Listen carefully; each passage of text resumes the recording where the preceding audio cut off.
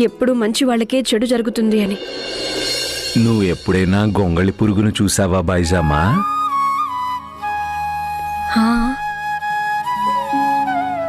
దానంతట అదే దాన్ని పట్టుగూడులో బంధించుకుంటుంది. దానికి ఎంత బాధ కలుగుతుంది? దాని శరీరం మొత్తం మరో కొత్త రూపం దాల్చినట్టవుతుంది. చాలా పెద్ద పరివర్తన. చూసేవాళ్ళనుకుంటారు, పాపం ఈ గొంగళి పురుగు ఏం పాపం చేసుకుంది, దీనికి ఎంత కష్టం కలుగుతుందో కదా అని. కానీ నిజానికి ఇది ఒక ప్రక్రియ బైజామ్మా.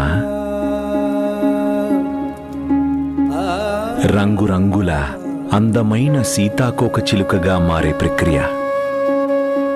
దేన్ని మనుషులు కష్టమనుకుంటారో నిజానికి అది వారి పరివర్తన సమయం అన్నట్టు.